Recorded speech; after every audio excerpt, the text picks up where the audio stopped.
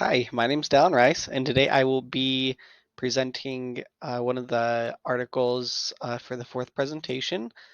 The one that I chose was He Blew the Whistle and Health Giants Quaked.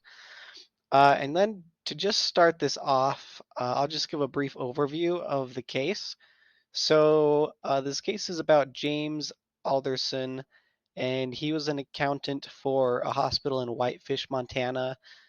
He had worked there for about 6 years, and then the board of directors of the hospital decided to go a different route with their management and hired an external management firm. They asked him, the new firm asked him to create two sets of books in order to maximize revenues. And James kind of realized that what they asked him to do was fraudulent and illegal. So what he ended up doing is he spent 6 years studying and reaching out to other individuals um, in order to present a case against these management firms and large hospitals.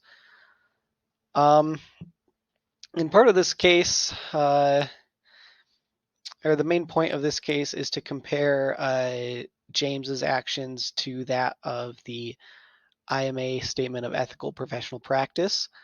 And so with that, I'm mainly going to focus on the four standards that the statement has. It also talks about principles and resolving ethical dilemmas, but I feel like this is the main thing that is comparable with the case and the IMA statement. So um, the statement has four separate main pillars. So it is competence, confidentiality, integrity, and credibility.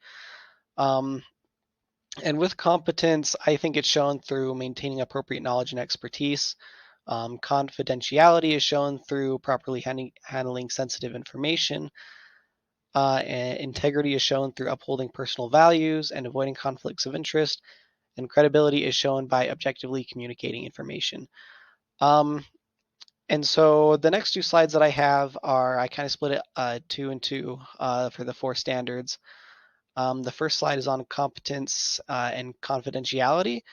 And I feel during the case, Mr. Alderson showed competence when he continued to search and learn more and study when he presented this case. And he also showed a lot of confidentiality when he was able to maintain um, silence and keeping it within uh, him and his close family until after the case was unsealed. And he also had one of the people that he brought on, the Medicare auditor, he had him sign a confidentiality agreement.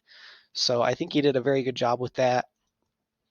Um, and then with the next two, integrity and credibility, even though James studied really hard and put in a lot of effort, he realized that he wasn't perfect and he needed to rely on other people.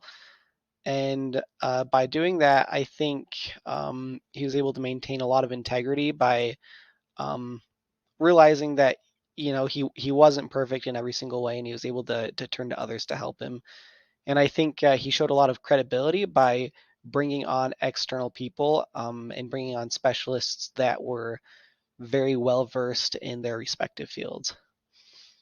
Um, and so I think just overall, James actually did a really good job of following um, the IMA statement of ethical professional practice.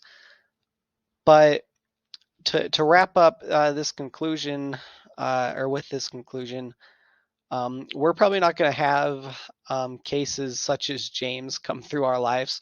We're probably not going to get fired and then decide to take on huge health conglomerates or people like that. So, but I mean, despite that, there is a lot that we can learn from this. And I think we can learn that there are frameworks in place that we can learn to rely on and that we can use to help us if we do encounter um, a situation that we may not know how to handle. So um, that ends my presentation, and I hope you enjoyed. Thanks.